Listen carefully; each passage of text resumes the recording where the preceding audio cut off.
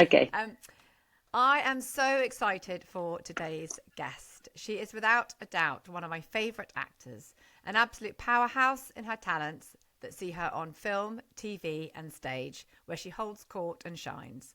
I recently went to see her in Noises Oft. She kept, which had me in stitches, and she kept me going in lockdown with Done Breeding, which was very relatable to most of us.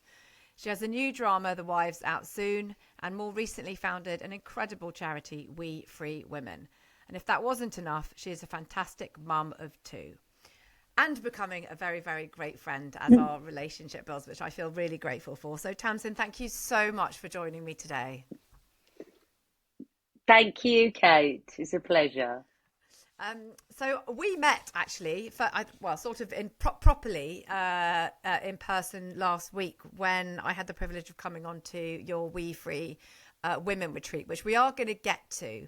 But I want people to kind of get to know you a little bit. So we're just going to kind of go back and start sort of at the beginning, I guess, and sort of say what got you into acting. Did you know you always wanted to act, and kind of what was your path to being the amazing actor that you are today?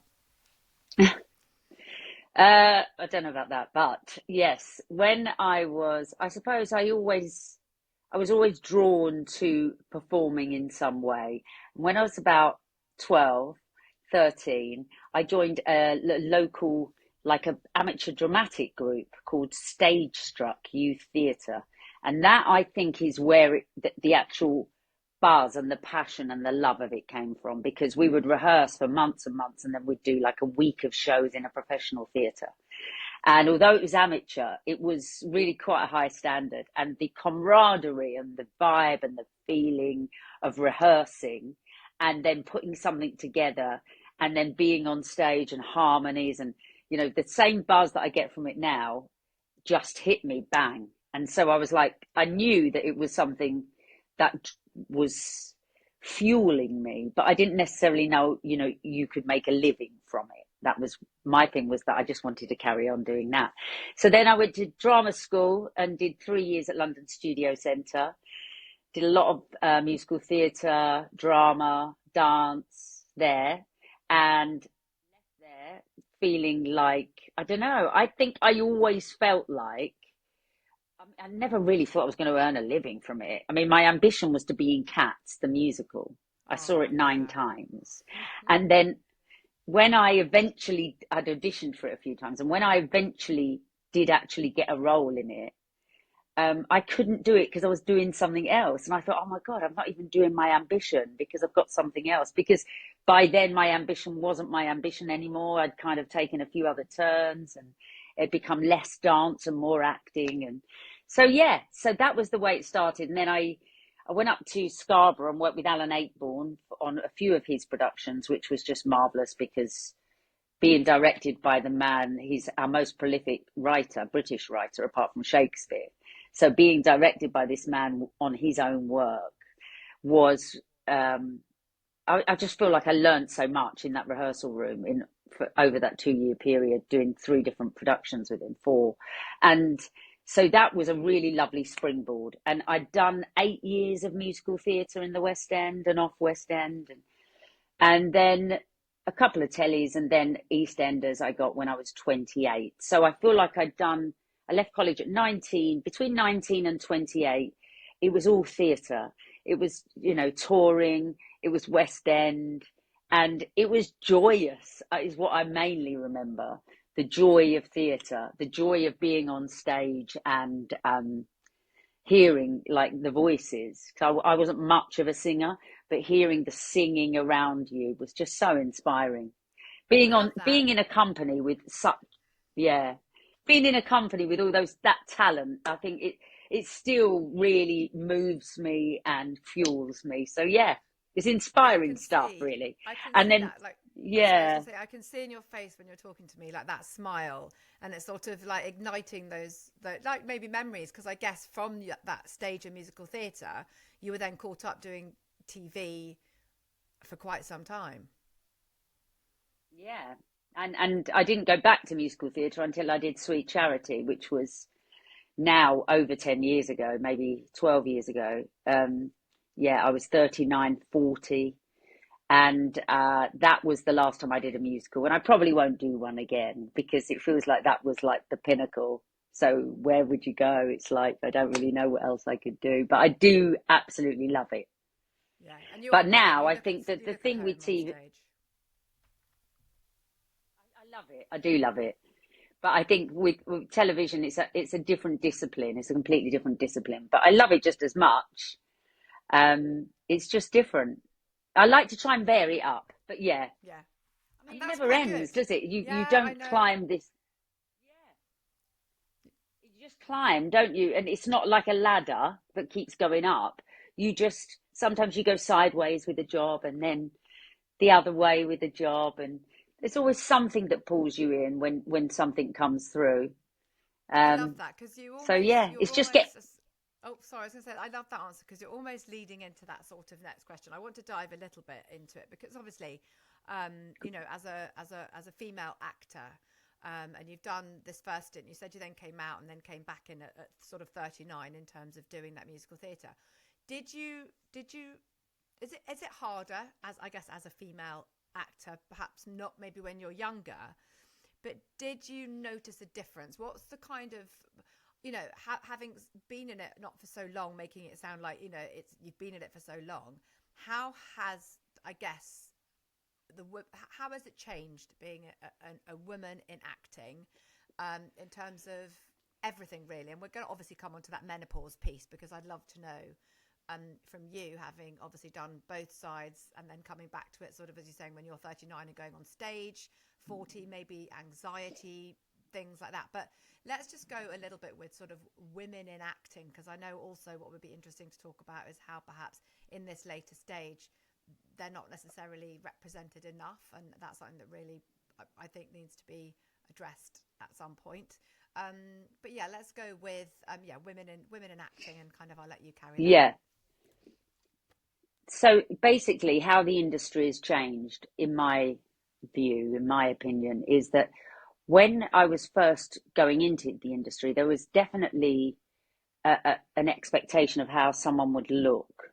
So, not between the ages of like 19 and 30, if you're playing any roles, really lead roles, there was an expectation for sure to be a certain look and a certain weight and a certain to present yourself in a certain way. I mean, I definitely remember the head of our school asking us to wear lipstick for classes. We should be wearing makeup for classes if we're going into an audition, um, which is something you wouldn't have to do now. I mean, the inclusivity that we see now and the diversity that we see now on stage, on screen, was rare back then. So I think I fell into a category which was probably quite girl next door, quite castable, which in a way I suppose I was quite lucky. But to be fair, I really I felt like every time I got some kind of any form of job, I felt really lucky. And then I was never desperate to kind of climb up that ladder. I kind of let it happen in a way. And I think that's because I probably was trying to just not lose myself and stay as authentic as possible and just be me. And sometimes that fit into other people's expectations and categories within the industry, and sometimes it didn't. Um, but definitely, I mean, now when I think about it, you would never, there aren't as many roles because I would say between 30 and 40, I couldn't read the script quick enough on television because that's your leading lady age, maybe, I don't know. And I think once I hit 40, they started to slow down for sure, like the lead roles. And that's about age, that's about playing, main characters. But then what I loved about it is then character roles started to come through. And the character roles, stretch you in different ways and test you in different ways. So I love that period just as much. I mean, there could definitely in your 50s be more work for women, without a doubt, be more roles written up for women of this age. but it's definitely changing in the right direction compared Yeah. to, way back. It's Well, definitely also I moving in think the right direction. how In we were represented. I think when I grew up, and I remember looking at, if I think about looking at women of our age as characters now, they were definitely, and actually saw a reel today what women looked like in their 40s and their 50s, kind of 10 to 20 years ago compared to how they are now perceived. It is definitely a lot more positive. Because I think we're all driving for that change, but I still think it would be really good to cast women, like yourself and other women your contemporaries, a little bit, have a little bit more of those roles, because with the conversations that we're having, where we are more pro-aging, where we are more accepting of life stages like menopause, we feel like we're reaching a lot of people, but we're not. And the power of TV and the power to capture and support people via that medium is incredible. And I think it's a real opportunity that needs to be just, taken a little bit further. And that was why I think, obviously, in lockdown, when Julie Graham did Dunbreedon, it was, on YouTube. It was, I mean, I literally watched every episode kind of just like hanging on it, going, I don't feel so alone. Oh my goodness, that's me.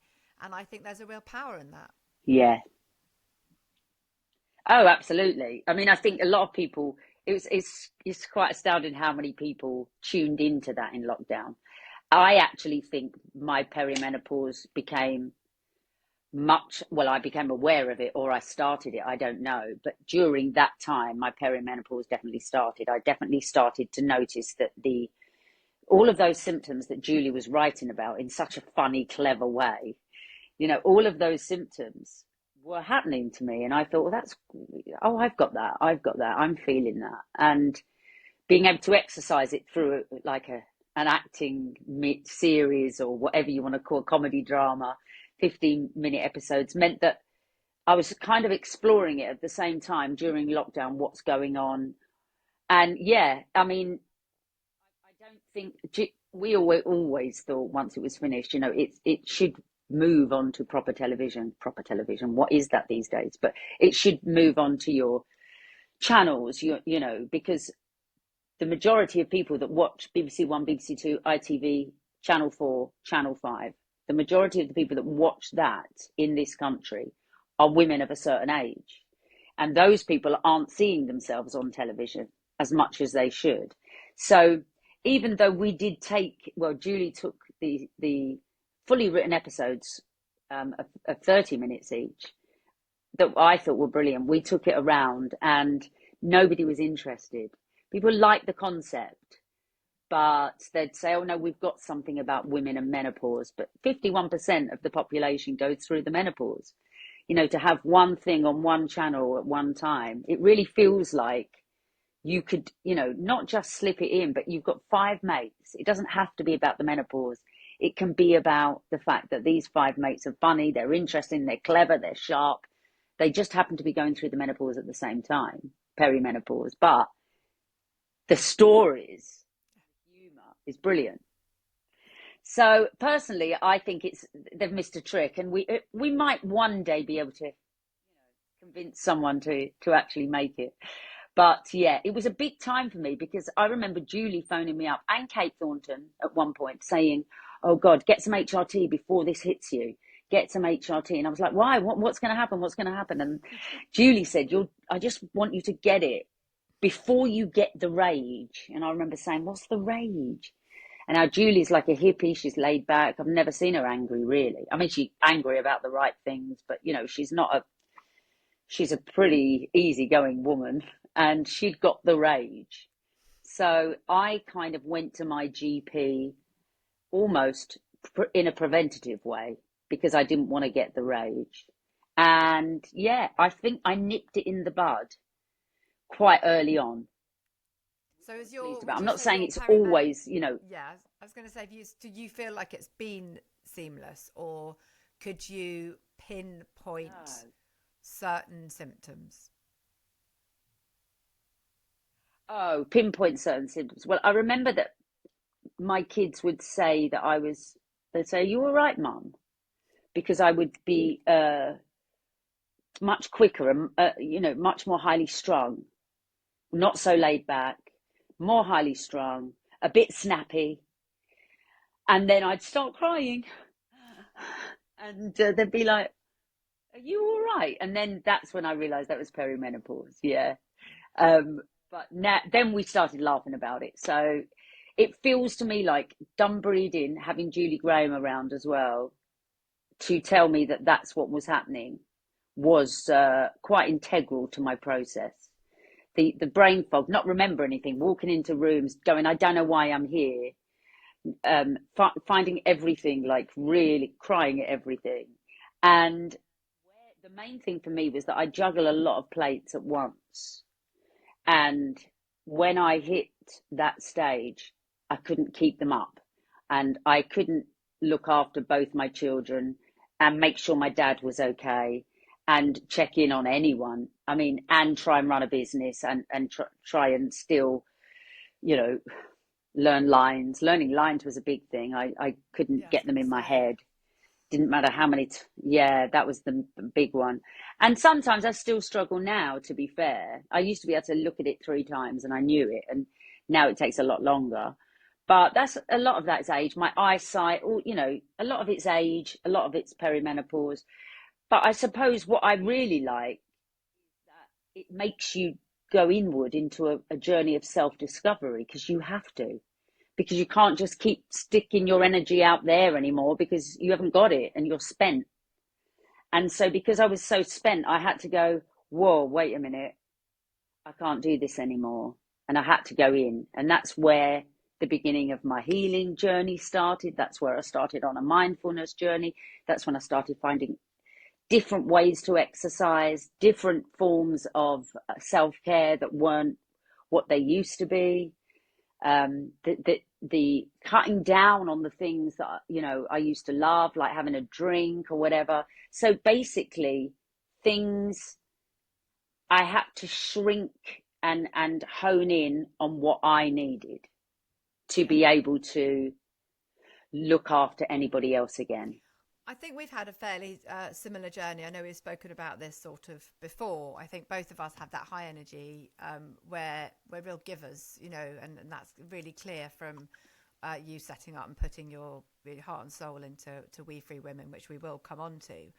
And I think that that there is that point where you're pulled from pillar to post, and you think that all the techniques that you had back in the day, like maybe having a drink, or just keeping going, it'll be all right, it'll be all right, and you're right, it doesn't, and it's funny because well, not funny like ha ha, but like you, I looked at what I was putting in my body. Took stock of that, realised that a glass of wine actually made a lot of situations worse, and started to do what the mindfulness stuff that was never probably a part of my life. I've always had a very, very high energy, undiagnosed ADHD growing up lifestyle. So it was just like run, run, run.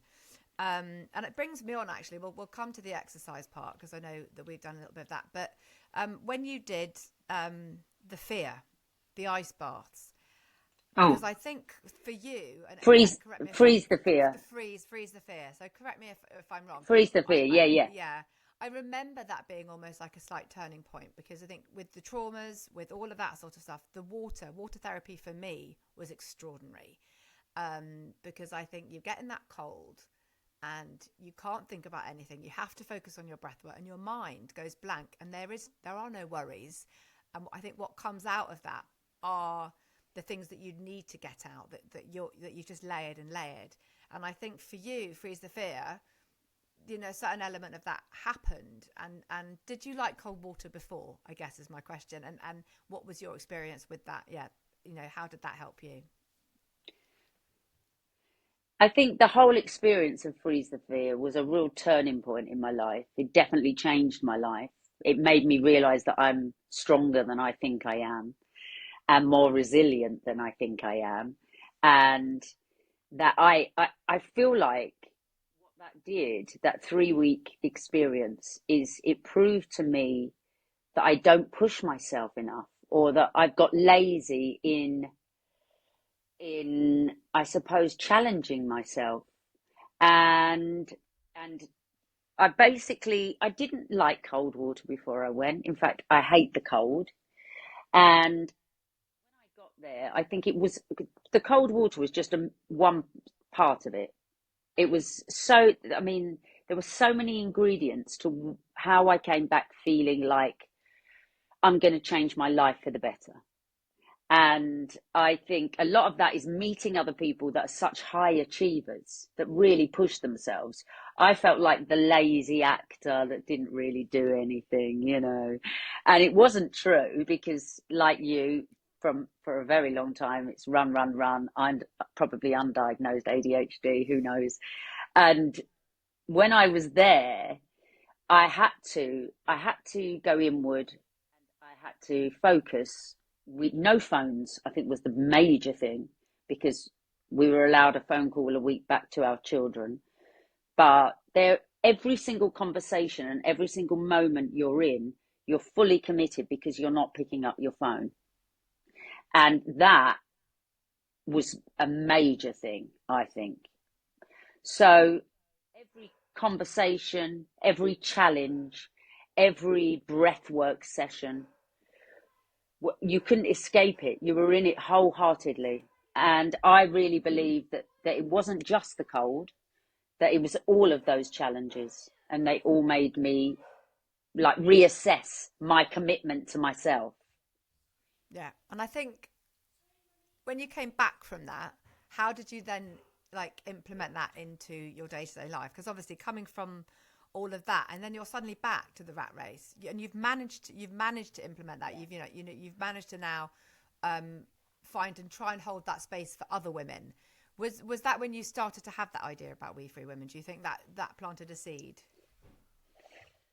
It wasn't for like a year or so afterwards, but it had Yeah. definitely planted a seed because the way that you eat, the way that you talk to yourself, the way that you just carry out daily tasks, the habits, the routine. I've never been good at routine. So trying to find some form of routine. Yes, it was the beginning of cold showers. I have tried ice baths and I've tried them, but I'm not as good at them as I see lots of other people being. But I am obsessed with the sauna. So I found a lot out about how detoxifying saunas are and how um, you basically have such a tight, well, so much less chance of a heart attack or a stroke if you have a sauna 3 times a week, which I didn't know. And Gabby Logan told me about that. So I went to sit to her house and she had a sauna.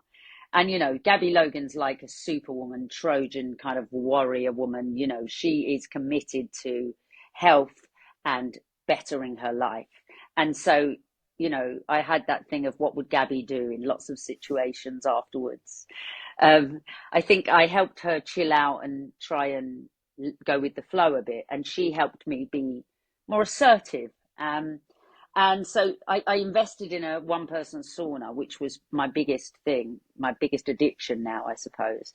And cold water, cold shower, one person sauna, cold shower, sauna, infrared sauna, you know, that's my definite routine that I have at least 4 times a week. So I I have to love do that. that. I love Even I if I love don't, just yeah, even if I sorry, I was don't going to say. exercise.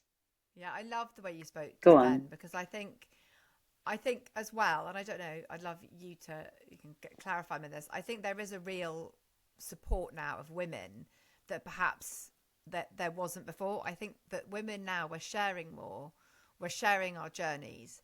And I think when you've got a lot of like high profile women and obviously things like Instagram and stuff like that, which we never had to do. So everybody's kind of got a profile of some sort. Yes, obviously you get the odd person that wants to go out and stick their neck out and be a troll or whatever. But I think predominantly women are really building up women. And I think that I feel, I don't know whether that, again, maybe that's a midlife thing. Maybe we grow up and we Yeah, shed all that drama and that toxicity that's always been in our lives. But, I definitely see now like these before the Spice Girls, obviously, they were a girl band. But like now I see more girl groups like really holding each other up. And I think yeah. that is one of the loveliest things coming into midlife as well, that people have got your back.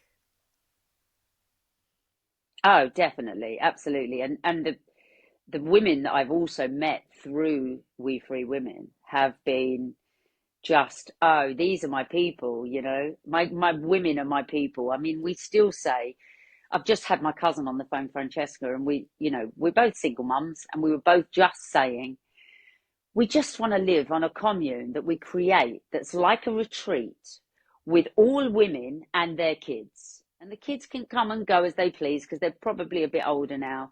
But wouldn't it be lovely? Because we've all got so much to give, and we've all got so much between us all. There's so much talent and there's so much positivity that you think that would probably be the healthiest way to coexist with other people. Oh my God, can you imagine your stress levels?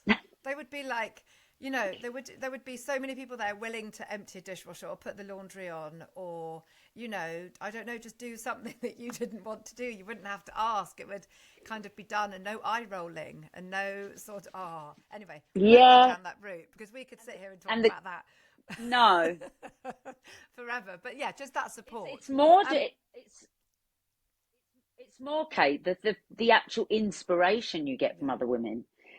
Just at the last retreat, washing up, we came out up with about 10 ideas of things that we could do and things that we could help and things that we could better our lives with. And that was just chatting while washing up. Yeah, that's because you're sharing a moment, I think, as well. That's the thing, isn't it? At home, you're on your own doing that. And like you're saying, with a commune of women, someone will always kind of step in and help.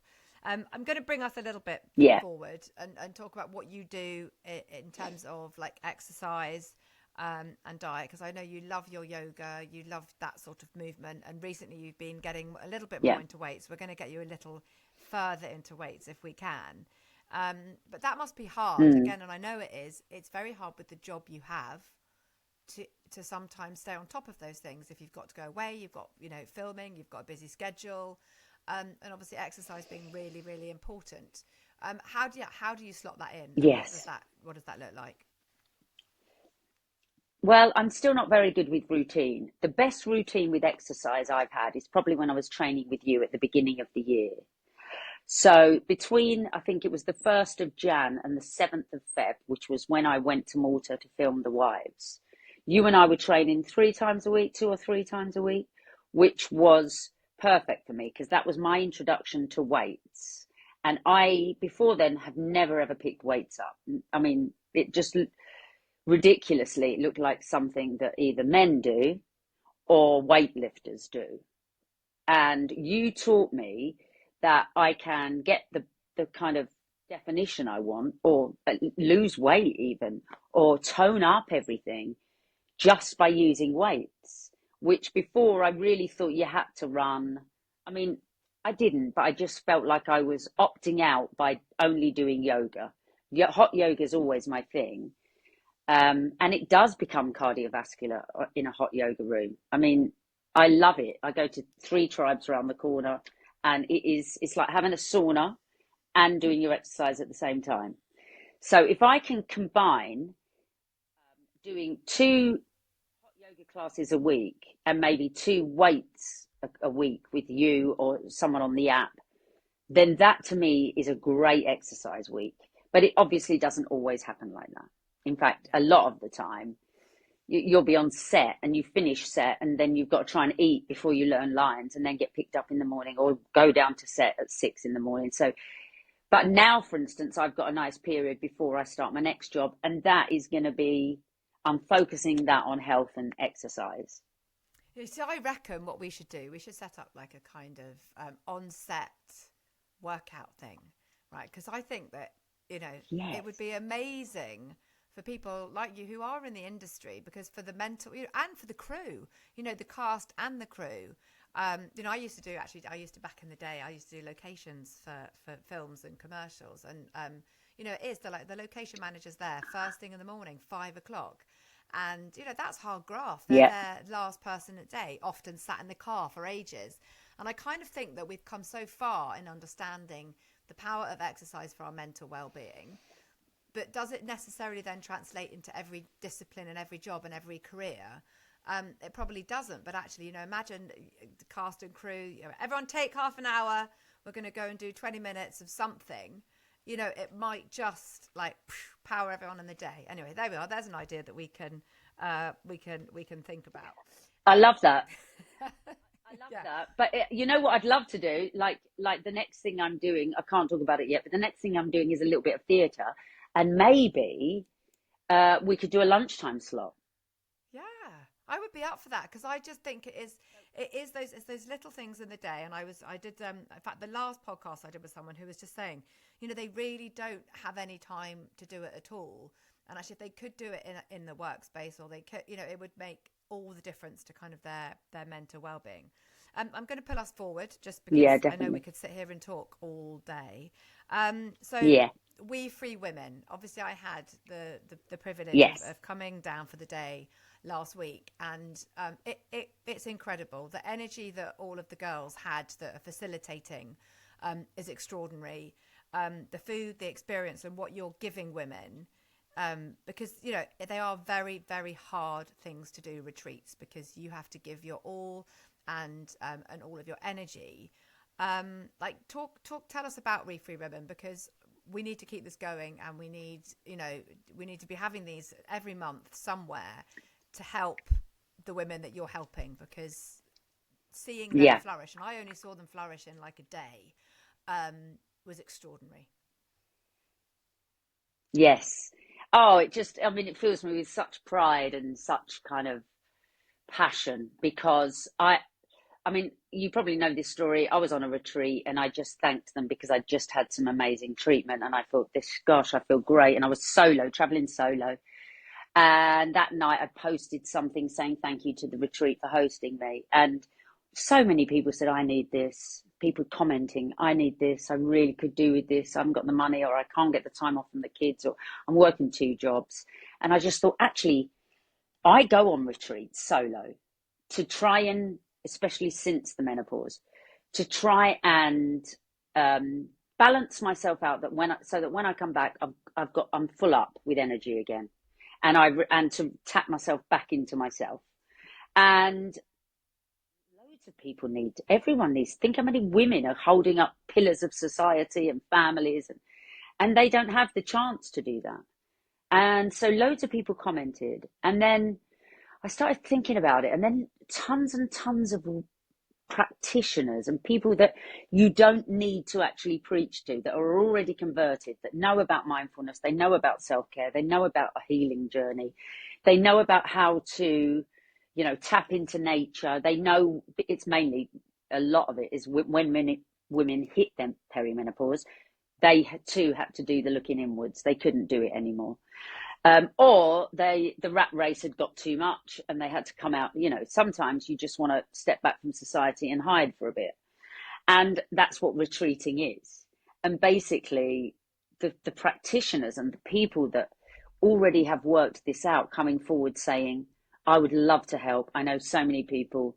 I would love to give back. I would love to pay this forward. I have found a way that helps me through life, and I'd love to pay that forward to other women. So I thought, gosh, we could actually create this. And from the idea, which was in February, we did our first retreat like the 28th of March or something. We pulled that together in a 4 to 6 week period. And that was like a really emotional thing. We did it at my place in the Cotswolds, and it's not massive. It we had sisters sharing beds. We just made it work for 10 women, and so many people came to help. And I then found my 5 co-founders in the process. 2 of them were friends of mine, and 3 of them I found from Instagram, which is crazy because now they are really dear people to me. And then other people came on board, and now we have this wonderful team. And we did the 5th retreat recently, which you kindly came and did, which was wonderful. That was my favorite in a way because I haven't been able to go to the last couple because I've been working. So to be able to go back and actually remind myself why we started this, remind myself why I have to ask people for money, why we're still trying to get donations, why we're still trying to help more people. We could do a retreat every weekend, and we still wouldn't help all the women on the database. Yeah. But obviously, we all have jobs, and everyone's a volunteer. Every single practitioner comes on and does it for nothing. M&S give us all the food. I mean, we have some really loyal people that really understand what kind of work we're doing, and just joyous when the magic happens. Yeah. And when we went into the opening ceremony, and we were all in there were tears, and it was lovely to meet everyone. And then by the closing ceremony, everyone just looked brighter and lighter, and like we were sending these women off to start the rest of their lives. And that to me is like gold dust. It's paying it forward on a whole different level, because the joy that we get as a team doing that for them, they also receive. Like, they couldn't believe how much we loved doing it, but their appreciation and their growth during those 3 days is what feeds us. Yeah, and I was witness to that, and I saw it, and I saw, the emotion from a lot of the people that were, shocked that they'd had the time to stop and I think see how important they were in their lives, because I think that is a really kind of key piece for mothers, midlife women, is that we give and we give and we give, and I think we lose our identity, and it's being able to step back for just 2 days and just to kind of take that back and go, do you know what, I am worthy, I've still got a lot to give. And sometimes you can't do that when your cup is so empty, because you've got to fill it up to be able to pour out again. So it was so evident to see, and I know that you are so passionate about that. So we need to keep we need to get on a fundraising mission and keep that going. I'm going to ask Yes, you. we do. Yes, we do. Yeah, we do. We'll get to that. That can be the next thing: washing dishes and Yeah. coming up with ideas. I'm going to Oh, ask yeah. you. We'll come up with some more ideas. Come up with some more. I'm going to ask you one final question, and I'm going to let you get back to it. Which I guess is, what is the one thing you wish every woman knew before kind of starting this next life phase, before starting perimenopause and midlife? So I really feel like when I hit perimenopause, and I think everyone feels like this, is that you feel like you're hitting old age. Like, this is the end of my flourishing womanhood, and now I'm going to be rocking in a rocking chair like a little old lady, which is still fine, which I'm quite looking forward to that phase. But what I mean is, I wish that everybody knew, and I wish I knew when I was getting low about it and depressed about it, that actually it's not the end of anything. It's the beginning. It's like a rebirth that happens that allows you to flourish in a whole different way. And when you see women that are struggling in perimenopause, I really feel like I'm excited for them. I'm excited for their rebirth. So I feel like I had a rebirth, and I'd wish all women knew that actually doing doing the right things and realizing it and spending some time on yourself, it's a rebirth. Perimenopause is the beginning of a new part of your life. I love that. I love that, and I think that is what we need to keep banging that drum and getting that out there. Thank you. Thank you Yes, it's so much for your exciting. time. Yeah, thank you so much for your time. I've loved seeing you smile, and you can see, the passion that you have behind everything you're doing, and I think that plays in nicely to like this rebirth that you're talking about. And yeah, thank you. And I'm loving getting to know you. And I'm excited for your next project. I don't know what it is, but yeah, thank you so much for your time. Thank you, Kate. Thanks so much, darling. How are we, Aaron?